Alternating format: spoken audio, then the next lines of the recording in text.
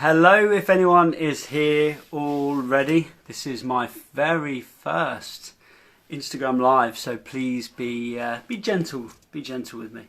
Let's see. Hello.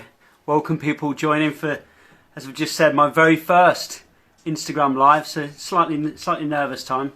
I was going to see if we can get Katie, French Wine Tutor, on.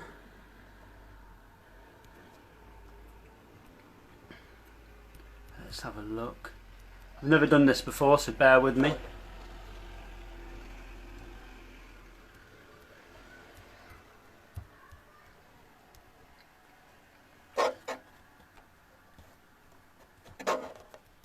There she is. Right, Katie. Just waiting for her to join us. Hello, thank you everyone for joining. Say, hello. Yeah. Hi. That was nice and easy. I know. I was expecting I don't know, some sort of technical glitch or something. So I couldn't hear you for a moment then, but I can hear you now. Thank goodness. I was going into panic mode. Oh no. I would have to take my AirPods out. They can be finicky sometimes. It's funny, isn't it, that you get I had a moment where I've never done an Instagram live before, which you haven't either, I'm pretty sure. I haven't. I pressed live, people started to join, and then all of a sudden it was like, I don't actually know what I'm doing now. Like, what do I... And then I couldn't hear you, and I was a bit like, but we're here. Classic. Yeah, we made it. We did. We've probably done the most difficult part, I think. So yeah, now we just got to get the talking going. You can just drink some wine and just enjoy the conversation. I know. Yeah. Well, it's 5 o'clock somewhere, and that 5 o'clock is the UK where you are. So it feels like starting early. It feels like 5 o'clock all the time here at the moment. Oh man, I understand. Yeah, same. We will get onto all of that later on. For the people that are already joined, thank you so much for joining our little conversation. For people, obviously, this will be repurposed and used as Good Times and Affordable Wines podcast episode 2. So welcome as my guest for episode 2, which will come out on Wednesday.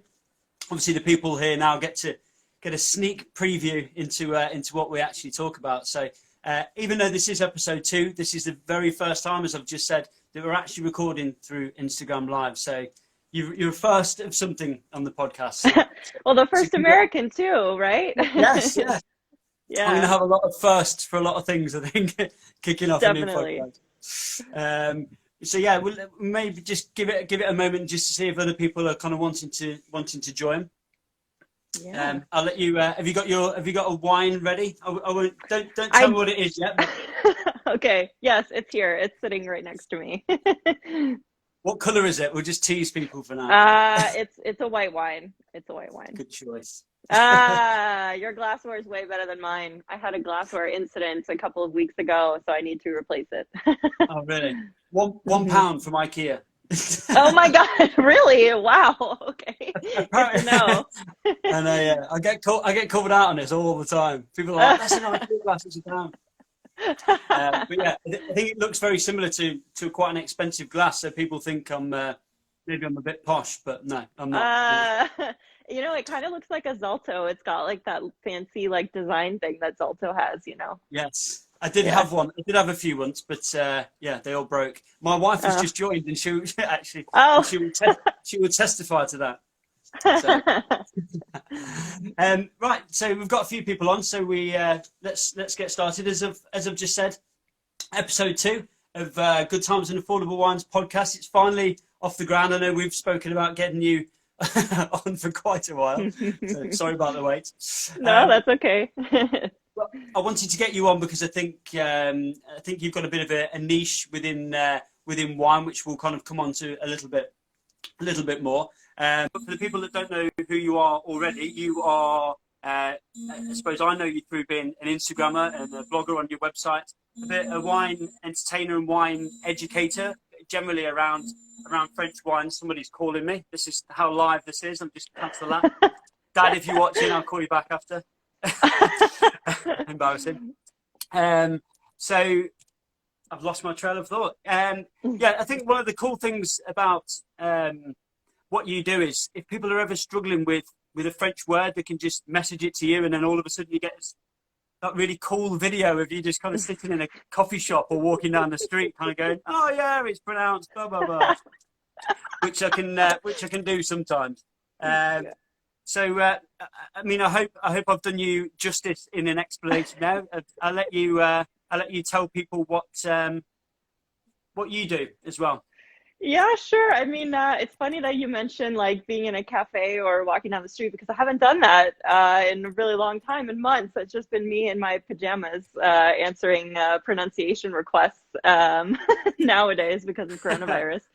But yeah, I mean, my goal is to kind of be not like a teacher or professor, but really, you know, the tutor, which is why I chose the handle name because I found that a lot of people knew a lot of things about French wine, but it was just like the final execution of the words or the knowledge or the region that they were struggling with. And so I started the page to kind of help actually help out influencers because I was seeing a lot of people like really struggle to pronounce things or spell French wine words correctly. And I had worked with a lot of wine influencers before because I work in social media. And so I was like, you know what, I know you guys, like, let me just see if I can help you out. And so that's kind of how it started. And now I think it's really become more about like helping people who are in the wine industry because, you know, Psalms are the ones that are saying and speaking French wine names every day, or at least, you know, before coronavirus, they did. And hopefully they'll get back to that. Exactly, and so they're the ones that really needed the help. And so the page has kind of grown into a wine trade as well as influencer world, kind of a blend. So it's been really fun. Well, I think it's definitely something that people really appreciate. It's you seem to get a lot of love on Instagram from a lot of people. Every time you kind of like post one of your pictures where you kind of spell out how you pronounce the words, you get a lot of engagement. You get a lot of comments on there as well. So people are obviously enjoying it and appreciating it. Yeah, I hope so. I mean, I try to be pretty strategic and like, you know, I pick a region and then I go through the region. So right now I'm in the Rhone and I think that way it's predictable and people know what's coming. And so they're like, oh, like she just talked about, you know, Vaccaras and now she's going to give us a recommendation. So it can be a little bit, you know, repetitive, but I think people like having something to come back to. So I keep that same format going. No, I definitely think so. I mean, one of the questions I put out to the Instagram world, as you saw on one of my posts, if people have kind of got questions, and it was interesting that a couple of people focused on the fact that you are a French wine tutor. You talk about French wine all the time, and then you live in New York City. So I should have said that at the start. Katie lives in New York. Yes, I'm an American. So, but your obviously your Instagram bio says. Live in New York City. I think it's heart in Paris. Yeah, my heart. So I think people were inquisitive about why don't you live in Paris? Oh man, well, it's hard to get a visa as an American in France. It's a little bit easier now than it has been in the past. Well, right now we can't even go to Europe, so that's a whole separate conversation. But you know, it's difficult to sort of make those connections and find those jobs as an American in France if you're not teaching English. You know, that's a very easy thing for us English speakers to get into, but you know, the wine world can be difficult. So for now, you know, what I really focus on is bringing French wine to Americans because we do have in certain states a wealth of French wine that's available, and I think people just don't know where to begin. So even though my heart is always à Paris, you know, my feet are here in New York, so may as well make the most of it while I'm here. I think you've answered that pretty comfortably. So I mean, one of the other questions was if you were to live in France, where would you choose? By the sounds of it, it would be Paris then. Yeah, I think probably Paris. But if we're talking about wine regions, I would probably That's my next question. You've jumped seamlessly. Sorry, I'll let you talk. No, you've been my guest. No, I think if we're talking about wine regions, the Loire Valley really has my heart. I did live in Nantes for a little while, and I actually did teach English there for a year after I graduated college, or university, as you guys say. Yes. And so that area really has a lot of charm, and I think it's very underrated. So I'd love to go back there and live there. Is that's for the actual place? Obviously, the wines are really nice. Would there be one that you'd choose purely on the wines?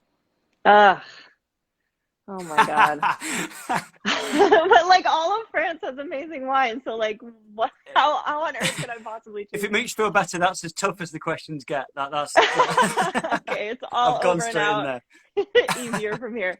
Yeah, no, I think probably I would really love to be in Beaujolais right now. I was supposed to go in the spring and I didn't get to go. So I feel like a part of my heart is over there. So yeah. I am a big fan of the Beaujolais region as well. Do you, for Beaujolais, other Beaujolais fans listening and tuning in, do you have a particular cru, a particular village that you go for? Yes, I love Fleury. I love Fleury. Yes, yeah, I'm the same. Beautiful. Yeah. So elegant, just like, but not super like unapproachable. I think that a lot of times Morgon is like, it's great for American tastes who really love those bigger, bolder wines, but I'm someone who prefers a little bit of a lighter to medium bodied red. And so Fleury is beautifully approachable for me. I've not had a Fleury that I haven't enjoyed. Yeah, they are pretty good. Where do you stand on Beaujolais Nouveau? But sorry, I should thought lead that up. Questions were over. Sorry. For people that don't know, by the way, Beaujolais Nouveau is, I suppose, a lot lighter and a lot fruitier. It comes a few weeks after the harvest. So the Beaujolais Nouveau wines are released the third week in November, I think, after the harvest. So they're kind of like straight out there. They're quite in-your-face design bottles. They're just really super easy drinking, really fruity. Frowned upon by some people, but a lot of other people love them. So, sorry, I wanted to set the scene for people that weren't sure what Beaujolais Nouveau was.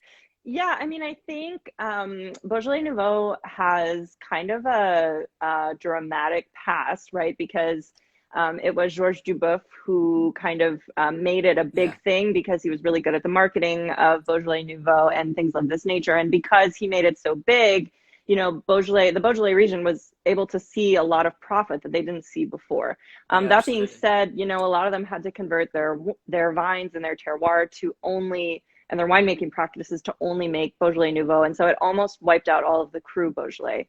Yeah, of course. So, I mean, I'm personally not a huge fan of Beaujolais Nouveau because of that, because I just have so much love and respect for Cru Beaujolais. But I think, for a lot of people, it's what gets them into wine, so any wine that gets you into wine, I'm here for, if that's Beaujolais Nouveau, if that's, whatever boxed wine you've had, Francia or Barefoot or whatever, and that makes you interested in it, you know what? I'm all for it. So there's a lot more better wine, but as long as it's a gateway to other things, exactly, yeah. So. People have to find that route into it, and I suppose find something that makes them comfortable with wine to allow them to experiment a little bit more. We've obviously talked about wine, and I've kind of pinned you down into regions, and I'm now going to ask you what you're drinking, which is probably going to go completely different direction, even if it's not a French wine. So no, it is a French wine. I'll let you go first to talk about what you're drinking. Yeah, so this is from the Loire. This is Coteaux du Giennois. So it's a tiny little appellation that's a little bit northwest of Sancerre. So it's Sauvignon Blanc. So I have the rest of the bottle. I put back quite a bit of it last night with my boyfriend. We were watching some movies together. But this is the last glass. So I was like, oh, why not? I think it's, sometimes it's kind of like, exactly what Lorna said in the first podcast. Down to the wine art, it was kind of whatever's in the fridge, which is what I've done as well, which is right. I've actually got one to talk about at the end as well, which is French, because this one isn't. that I'm drinking. And that's a What are you little. drinking then? Sorry. What are you drinking now? So What's in I there? have a. It's from Chile, so it's a Viognier, Oh, nice. and it looks Wow. pretty cool. It's by a winemaker called Roberto Echeverria. So it's Vina Echeverria is the winery in Chile, and this is a natural wine. So basically, just chucks all the grapes in there, allows it to ferment naturally, doesn't add any of the sulfur, and yeah, it's pretty tasty stuff. Funky little label. It's called No Es Pituko. I've talked about Huh. it loads of times on my Instagram before, so if anyone's thinking, is he talking about this again? Yeah, I am. This is good. This is why Yeah, we're called known No Es. for. Exactly. Just keep rinse and repeat. Just only Yeah, ever bought people three know me bottles as of the wine before. Beaujolais girl and the Loire girl. We're not shocked to see Katie drinking Sauvignon Blanc right now. No, exactly. So Oh, so but yeah, no espituco, which basically means it ain't fancy, just nice and simple. But it's nice. yeah, it's good stuff. It's good stuff. Um, I've got some notes to remind myself, because as soon as I start doing these things, my mind just goes, and then I get I to the end and know. go, oh, Yeah, I have a notepad over I've here completely too. lost where I was. So obviously we've talked about French wine and what kind of way you'd like to be in France. Kind of outside of there, are there regions that really do it for you as well? And if you were to become a wine tutor of another country, where would you go for? Well, I really love Italian wine. I think is the second country of Mm, wine for me. I think they're very similar in style to French wines, or they can be. So it's really that old world European style that I prefer. So yeah. I think, I've had some really great wines from the Marche region, sort of central Yes. Italy and Alto Adige as well. So yeah, Very those would be nice. my go-to. Mhm. Can you speak Italian? If people start quizzing you. Un poco, like tiny, tiny. I wanted to be an opera singer, so when I was in college, I actually had to take a year of Italian as well, but I honestly don't remember much of it. So, I'm a little bit like that with French, as we've discussed previously. I've I've I've dabbled with learning French so many times, I think, in my life, since paid no attention when I was actually being taught it for free at school, and then basically felt paid to learn it in later life. And just life that's happens how it goes. sometimes, doesn't it? And you kind of like Hmm. you start picking it up and getting good, and then you just don't. It's true. If you don't use it, you lose it, don't you? So Yes. Yeah. it is a shame. So when obviously you're American, you're in New York. When it comes to American wines, have you got any, especially obviously New York is a wine region in itself. Any kind of like local to? I won't ask why it's Mike. um, You're playing with fire over here. No. Uh, sorry, no, I I was lying when I famously said that was have. a difficult question earlier. Yeah, you did. You were like, this is the only difficult question. I was And trying then to you make you asked feel me like comfortable. 10 more. Oh my God. No, I famously have not really found an American wine that I like. Um, I think that the American style of winemaking, from what I've had, is just too intense. It's just too aggressive. So I've been told that I really need to try Finger Lakes up in New York because I it's was a going very to say, similar yeah. climate. Yeah, but California wines, there's really only been one that I've tried that I would go back to and try again. So yeah.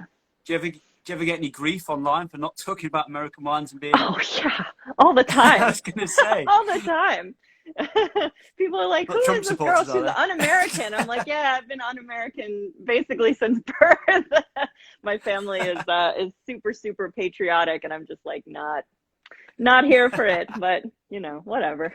To each their own. So no, I think you've got to lean to where your heart is in the world, irrespective of where you actually live. Is it yeah. something you'd enjoy to maybe kind of get on board with a little bit more? Is there a part of you that just thinks, I wish I could talk about it more and I'd enjoy it a lot more, or just not bothered? I think that for me, the entryway, into talking about American wine might be through the grapes, because the grapes are that we grow in the States are mostly French grapes, right? So Yeah. for me, I think when I see people talking about, grapes like Rhone varietals, especially white Rhone varietals, I know that those are getting big on the West Coast, and talking about, Pinot Noir in Oregon and things of that nature. I'm like, oh, okay, well, maybe I could do like a compare and contrast, Bourgogne versus Oregon wines, things like that. So Yeah, I don't yeah. know. We'll see. Maybe when I run out of French wine regions and I'm like, I don't know what else to talk about, then I'll go to the Well, American side. I'm sure that won't happen. Just do what I do. Just keep repeating what you what Yeah, you talked about. No one's copied on. definitely. They probably will do now, sadly. Hello to everyone that's joining. We're getting a few more on. Like I Yeah. said, if anyone does need to leave and doesn't want to miss it, this gets repurposed and turned into the podcast. It gets released on Wednesday, so hopefully everyone just leave now to listen on Wednesday. That'd just be rude. Tom, no. I'm sure that won't happen. Jeez. Obviously, you just mentioned about running out of French wine regions to talk about. It's something that we spoke about. What feels like years ago now was the US tariffs. Yeah. I Oh my don't know God. if your audience is predominantly in the US on Instagram and stuff like that. I imagine you've probably got a fair share of it on there. Hmm. I mean, we spoke before, and I'm sure you don't mind me saying that it was probably quite a worrying time for being a Yeah. French wine fan and being in America, because for Yeah. people that don't know, Trump. I'm not going to put the president before that. That's Trump, okay. I approve. Trump wanted to put a tax on all wines coming from, well, is putting a tax on all wines coming from Europe.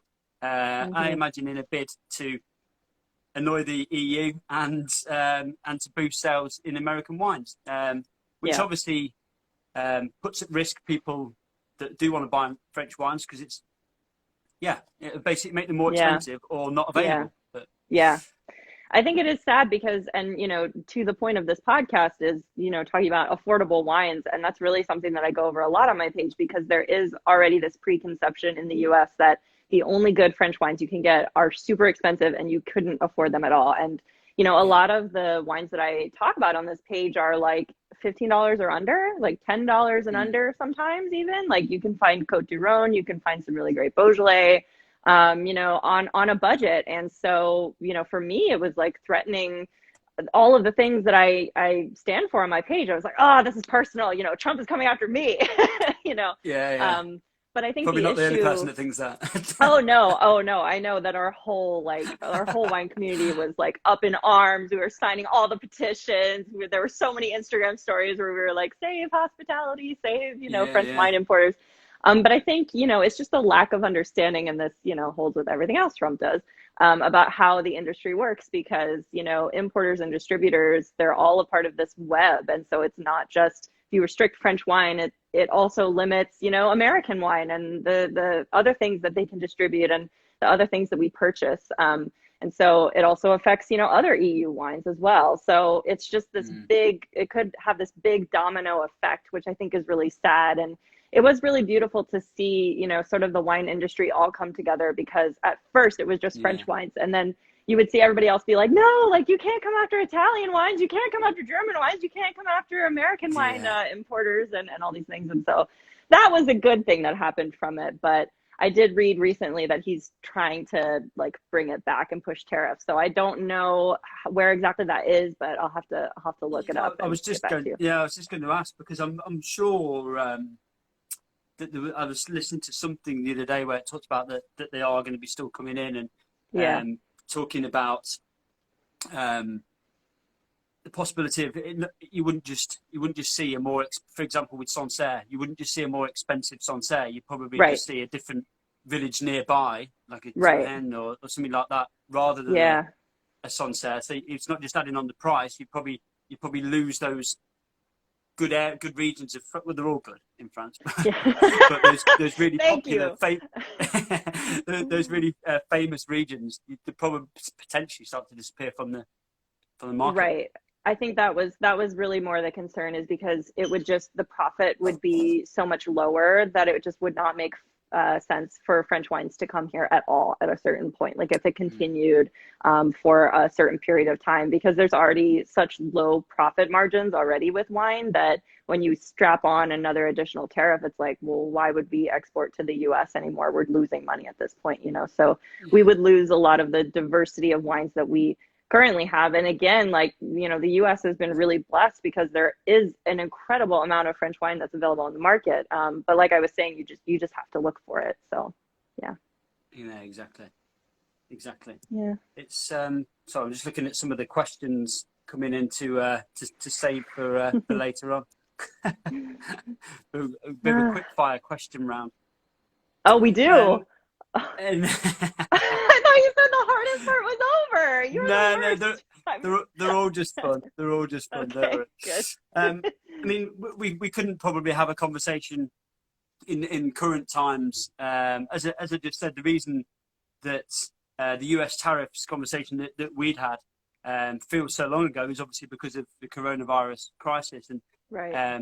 Having changed so many people's lives. It's been a hugely crazy time over there as well as kind of in the UK. We've both felt it pretty hard. Yeah. Has it been a struggle for what you do personally within wine, or how has it affected you? Yeah, I mean, you know, it has been really sad. I think, you know, as I was saying before, so many of my followers and the people that I've met because of this page are sommelier and beverage directors and wine directors, and just like watching them have to close down or get rid of their staff or saying that their staff is getting sick. I mean, it's really like, it really tugs at your heartstrings. I mean, I think one of the questions that somebody posed was, what are your favorite like wine bars in New York? And I'm like, I honestly can't answer this question anymore because I don't know which ones are open anymore, because you know, we really didn't get the government funding that a lot of restaurants in the UK and the rest of Europe got. And so as a result, you know, a lot of them are really facing extinction, which is really sad. And so, you know, I think it's been another example of where the hospitality industry has really had to come together, you know, wine bloggers as well as somms and beverage directors and everything like that. And, you know, just hope and pray for the best and raise awareness of the issue and, you know, just be there for each other. So, yeah, it's been tough. Yeah. Have you, I mean, one of the things in episode 1, little plug, people can still listen to that. Why not? We talked quite a lot about a lot of the positives that have come out of it, and I've got a huge list of positives that I've managed to, I suppose, get out of what is a horrible crisis around the world. Been able to I've talked about doing a podcast for over 2 years. More recently, I've talked about doing it for ages and still not done anything with it, as you know firsthand. I've spent so much time with my children. I've spent more time with my children than I probably ever have done in my life. And in a you strange sick of them way, yet? Sorry? You sick of your children yet? No. Not at all. They can probably hear if my wife's listening. They're probably listening in the background. Oops, sorry. Love you really, guys. So, yeah, I mean, so there are so many positives. And when I was talking to Lorna in episode 1 about it, she kind of got a virtual wine class off the ground and doing lots of other bits and pieces. Are there things that you've managed to do, maybe if you've had a bit of extra time, or just if you've found time to help people doing stuff, or is there any kind of things that really kind of jump out that you'll, in a strange way, look back on fondly during this time? Yeah. Well, you know, I think Americans, as opposed to a lot of other countries, actually culturally drink more wine alone at home than they do in restaurants. And that's always kind of been a cultural thing for us. So with coronavirus, the wine consumption in the US has like skyrocketed because everybody's home, everybody's bored, everyone like, you know, is exploring new wines. So that's been really exciting because I feel like I've seen people across the country, you know, wine bloggers, followers, just friends and family try wines that they never would have tried before because, you know, they just didn't think about it. They didn't have the time to go that far and explore wine. So that's been good. And I think, you know, for me personally, something that we've also experienced in the US is quite a bit of civil unrest and the Black Lives Matter movement. And, you know, for a long time, I kind of struggled with like, how can my page, you know, support this movement, and how can I be, you know, a good advocate and an activist, and that kind of thing. And the answer for me was really highlighting those Black wine professionals who work in French wine or French wine business. And as a result, I started a new blog series to kind of explore their life and what their connection is to French wine. And these are people that I, you know, have followed me for a long time, but we've never had these long conversations about our lives and our shared Francophilia and love of French wine. And so, you know, I had a conversation a couple weeks ago with Danae Burston, who is one of the founders of La Fête du Rosé, which is a rosé wine brand here in the US. And it was like I was talking to my brother. He was just so passionate about French wine, and he knew things about French culture that I, you know, but not a lot of Americans do. And I was like, oh my God, I was like laughing and smiling the whole time. And it was like, it was really a highlight just to kind of expand the reach of what I'm doing, and, you know, and be more inclusive and think outside the box, and kind of challenge my creativity and my professional ambitions. So that's been really great for me. Yeah. Oh, good. Yeah, like I said, it's. I think during times like this, it's been so crazy, and I mean we're obviously not out of it, but it is so positive that that we can find these good things. I think it's probably really important. If anyone wants to jot theirs in the comments, let us know what positives you found as well. Get a bit of get some more positivity flowing. You just obviously talked about kind of getting supporting and getting movements going and stuff like this. And one thing that I've noticed from your page is with the Black Lives Matter movement. Feels a bit strange to white people talking about what we can be kind of like doing for this, but I think if now isn't the time when that can happen and that kind of discussion should be happening, then when will be the time?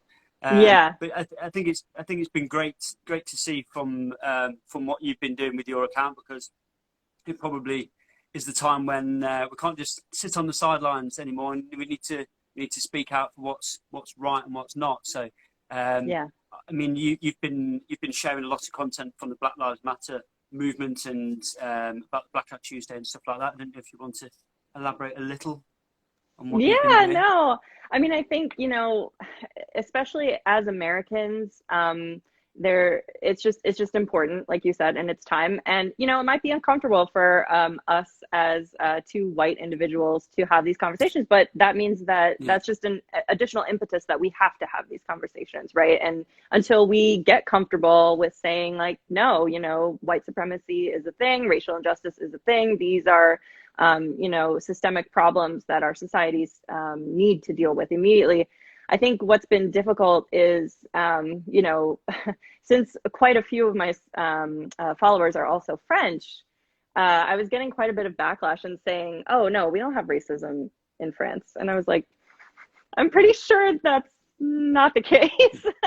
But it put me in a bit of an awkward position, because I was like, I need to talk about American racism and I need to talk about French racism, because I don't think you guys see how linked these things are. So that's why I felt like I needed to keep talking about it, because I was like, no, like, this is something that Western cultures across the board struggle with. Nobody is exempt from this issue of racism against the Black community. So you know, just keep talking about it, and I'm not going to shut up, and hopefully I think change some people's minds. I mean, it's definitely a time when all of us do need to be talking about it and shouting about it a lot more, and putting, like as I said before, kind of sticking our necks out, putting our hands up, and saying when we see things that aren't wrong. It's not just about not being racist; it's about calling these things out. So I think the more people like you share things, and I probably need to talk about it a bit more as well, because it's something that I'm quite passionate about as well. So I just genuinely hope that it actually gets somewhere good. I hope so too. And leads to something, because it feels like there's a very strong movement maybe, and there's a lot of passions about it at the moment. We just need to make sure it doesn't fizzle out, I suppose. Yeah, and I mean, kind of like you were saying in the beginning, the point of my page was to make French wine equitable for everybody. I wanted to make a platform where people from all walks of life could learn how to pronounce French wines and learn the basics of French wines like a pro, so that Mm. you don't feel stupid and so that you have that confidence. So I think for, if you are someone who's Black, who's following me, I hope that I've been able to be a resource for you and to make you feel like you're a part of this community and that your voice and your education is just as important, if not more important than everyone else's. So, yeah. Yeah, yeah. Well, it's definitely something that I want to feature in future episodes in the podcast. So if anyone's got any ideas about who I should be getting on, I know there's a number of black wine businesses in America. I've Yes. reached out to a few, so hopefully it's people we can kind of get on and keep the conversation going, certainly on this Yeah. platform and everywhere else as well. And try and do my bit. Yep, we all got to do our part. Exactly. Exactly. You just mentioned obviously then again about helping people to speak like a pro in French, and that's kind of like one of the ultimate goals. Have you had any really strange requests about what's come out previously? Oh my God. And I will put the Strange podcast request. out as explicit, so you feel free to say whatever you like. No, no one has asked me how to do like swear words in French or like anything like that. So, no, so far I so know good. lots of I those think if anyone's. well, yeah, you're a Brit. That's all you take away from your French classes up there, right? No, I'm kidding. I think that something that I it ended up being a larger success and people wanted to learn more about than I initially intended was actually talking about French cheeses and the French cheese that we have available in the US and how to distinguish things like that. I kind of just like went on a rant one day. Oh my gosh, I'm sorry. There's like some crazy person on a motorcycle outside. I don't know if you can hear that, No, but sure.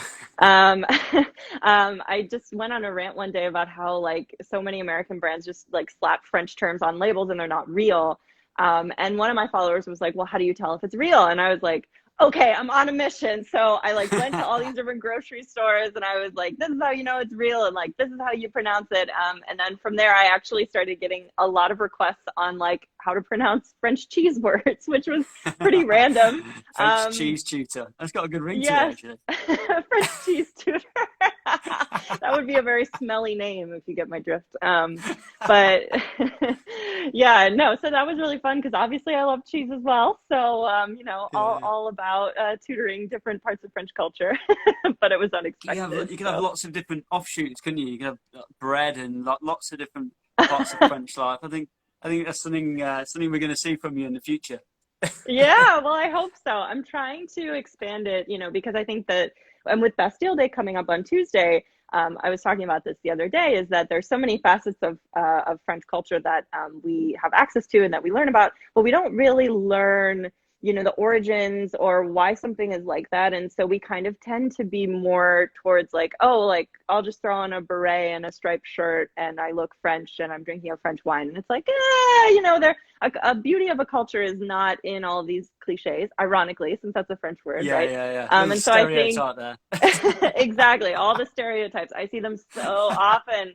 And I'm just like, you guys, like, can we please step out of our American stereotype bubble and like think about other things that, what are real French people doing and where are they going? And I think, there's a Yeah. thirst and a necessity for that. So Oh, we'll good. see. So you just mentioned the celebration on Tuesday. Hmm. That leads me into the other wine I was going to talk about, because obviously celebrations you have tend to get out the sparkling wine. So this is where I I actually have don't. a French wine. And it'd be interesting if you're a fan. It's a Crémant D'Alsace. Oh, nice. Are Yeah, you a I love fan? Alsace wines.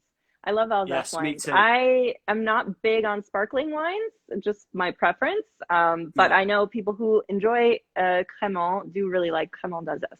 So, Do you know, I didn't really used to be that into sparkling wines, what but they're changed more. you? I have to credit English wine for this. Oh Yeah, no. believe it or No, not. I'm just So, kidding. because, yeah, and it does exist. I know it exists. I know it exists. I've actually had it before. So, Yeah. Oh, good to hear. But yeah, because I don't know, I was never huge, like you've just said, on sparkling wines in general.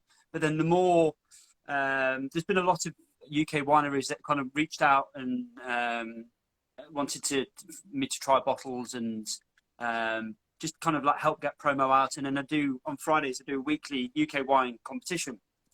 So a few people have kind of like sent me bottles to say thank you and stuff like that, just to raise an awareness. So as soon as they kind of come in, they go straight in the fridge, and then they usually get drunk between my wife Fabienne and myself that evening. So I have to take a quick picture, do a quick video, and then they're gone, literally. I know, So yeah. it has got me into it a little bit more. So English wine, thank you. The English wine Yeah. scene has got me into sparkling wine, which I never really thought would happen.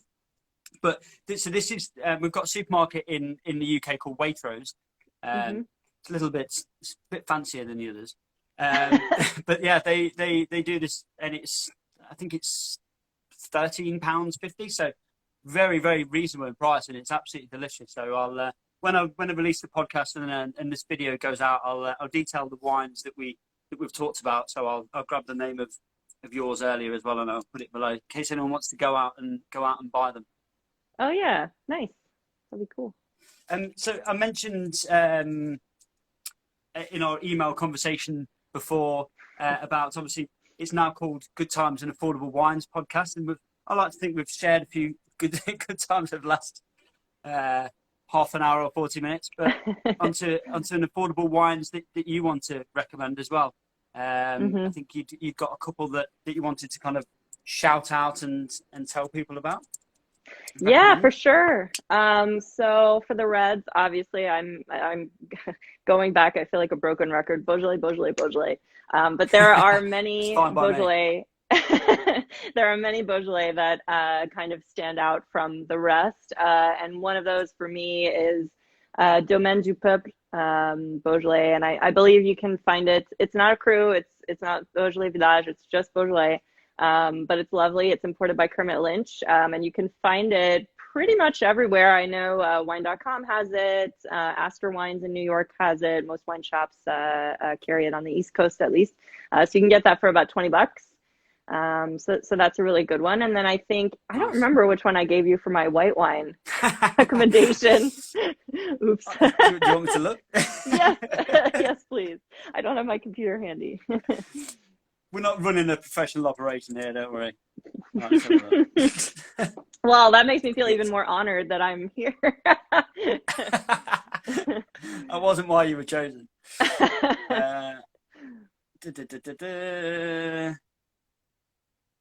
I found your email, and it is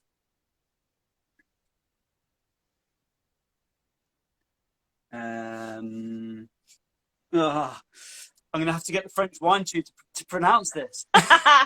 Yes. It's as if we've set this up. Do you know what? I don't even know where to start with this. It's a Muscadet Surly. So I'll give you the clue, and then you... Okay. Do you remember? Is it Château de la Ragotière? Yes, it is. Yes. Okay. I'm glad you said that. Yes. It's put out by the Frères Couillot. And I went to Château de la Ragotière last year and loved it, loved their wines. And that's a lovely Muscadet.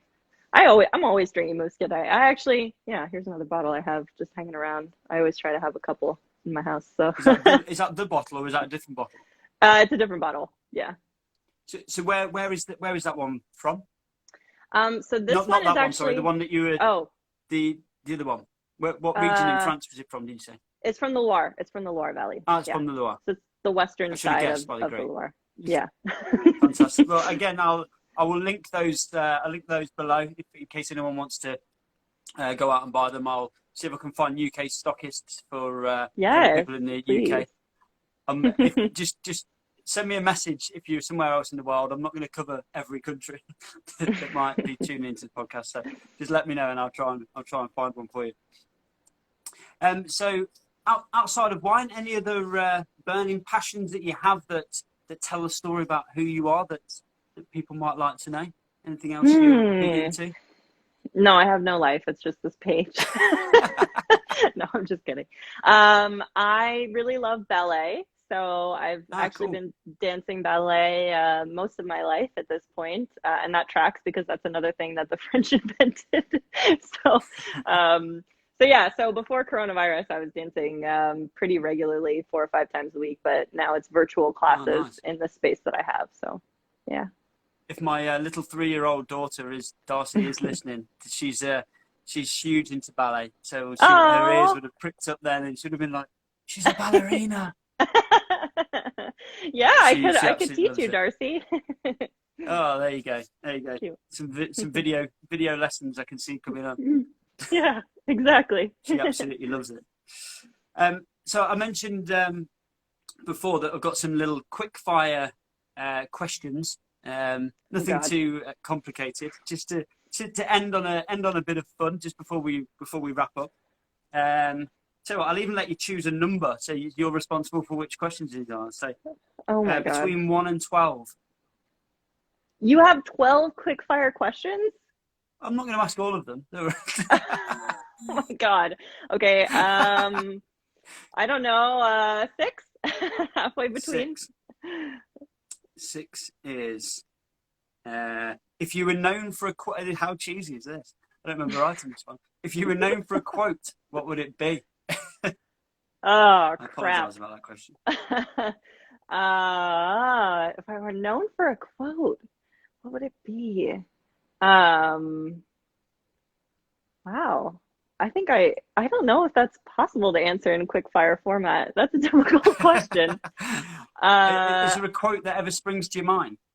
Well, I guess kind of what we were talking about before, France is not your cliche. Oh, there you go. Oh, that's perfect. There you go. You can have that one. Okay, XOXO French wine tutor. Exactly. I'll tell you what. I'll pick one. What purchase of $100 or less has had a positive impact on your life? Doesn't have to be wine related. Can be, but it's only for Of $100. 100 bucks or less. Not Sorry? 100 pounds. Not 100 pounds. No. I was trying to make 100 bucks. make it more relevant for you. Thank you. I appreciate that. Let me see, 100 bucks or less.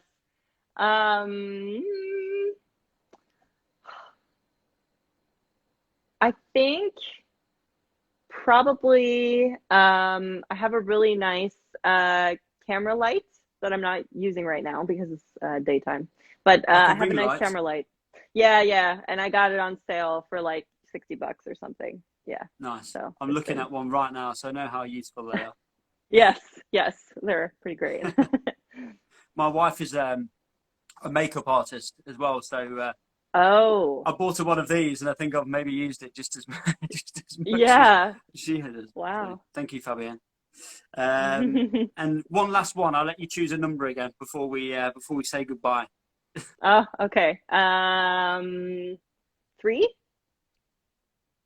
Oh, do you have a wine party trick? A wine party trick. Yeah. Well, yeah, it's pronouncing the label correctly. Well, yeah, to be fair. Very clever.